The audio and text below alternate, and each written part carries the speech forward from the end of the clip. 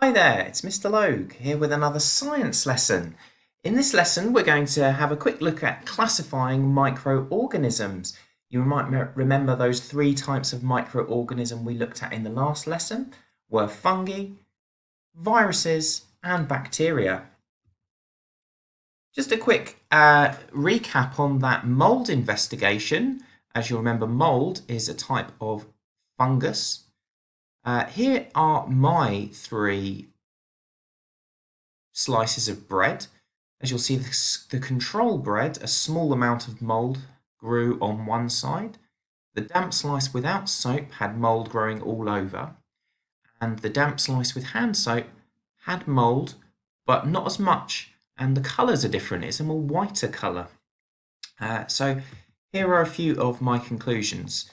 Dampness or damp conditions promote the growth of mould. I'm wondering whether you found the same. Hand soap does slow the growth of some moulds. Mould grew more quickly when it was warmer, so as the temperature that we're having increased, I saw more mould growth. Here are a few questions I'm wondering about for future. Would antibacterial hand gel slow the growth more than hand soap? So we'd do a comparison between hand soap and antibacterial hand gel. Why are the moulds different colours? What is going on there? Why are mould different colours? There must be a reason.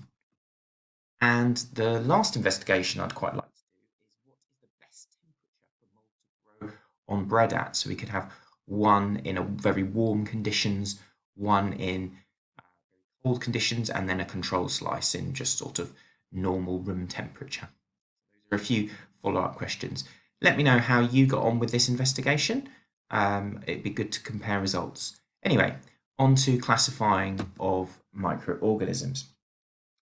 As you'll see here, we have our three types of bacteria, and we're going to click on them to see what the structure of each of them is like inside. So there's the fungus inside, there's a virus inside, and there's a bacteria inside. So there are differences. Let's talk about the key differences. Fungus.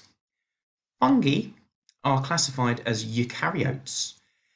This is the same domain of the Linnaean classification system as humans, animals, and plants. So you might not think it when you look at a mushroom, but actually we are at some stage close on our cellular level to a mushroom. Under a microscope, eukaryote cells have a nucleus which contains the DNA strands. So in the nucleus, you get all those little wound up strands. Those little things inside the eukaryote cell, so in us and in mushrooms and in plants and animals, they call those organelles, a bit like organs in our body, organelles inside the cells. Onto a bacteria structure. Bacteria are not eukaryotes, they are in the domain, they're a bacteria, they're a domain of their own, and they're known as prokaryotes. Under a microscope, bacteria cells don't have a nucleus, so the DNA which is within them is sort of free to move around, and you can see the DNA strands inside that. They don't have organelles, so they don't have those things to organize their DNA strands. We have organelles in our cells. Bacteria do not have organelles to organize or keep their DNA strands. Let's have a look at the structure of a virus. So viruses are infectious agents. Most scientists do not class them as living things as they cannot reproduce on their own. They need to invade and hijack cells of living things to reproduce. We probably know quite a lot about that because it's quite relevant with what's going on in our world at the moment. Unlike fungi or bacteria, a virus contains RNA, so not DNA, RNA, although the little diagram of it looks quite similar. The RNA, like DNA, allows viruses to mutate or evolve over time. So those are the differences in structure. Let's have a look at the learning activity.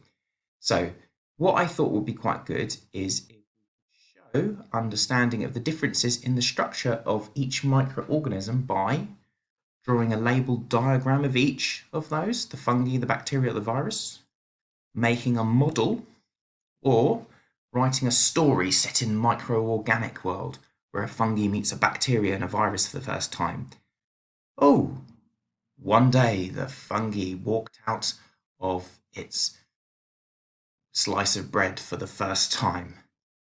It came face to face with a bacteria. You look different to me.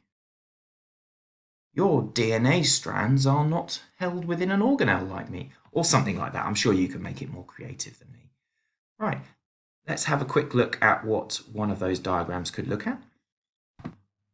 Here's a diagram or model of what I've put together to show the three different types. So we've got fungi over here, bacteria here, and a virus here. One of the key things that I thought was different between the fungi and the bacteria was the DNA, those twirly little strands.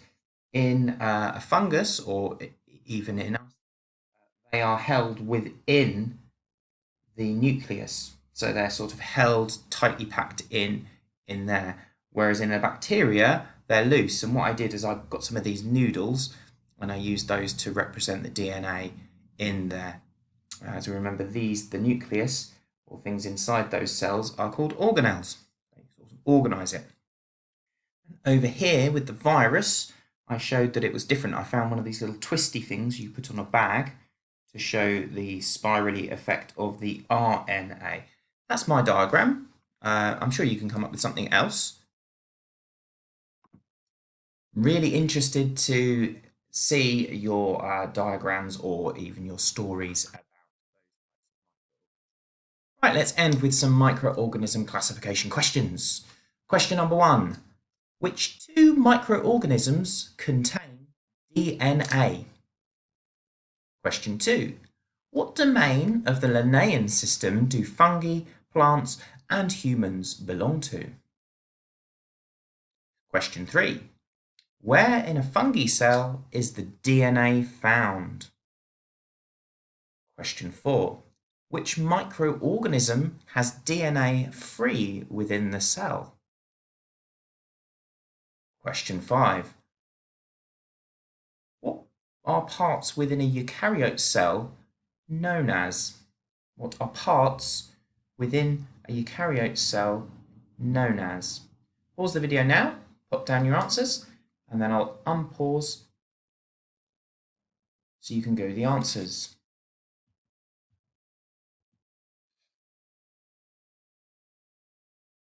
Answer to question number 1. Those two microorganisms that contain DNA are fungi and bacteria.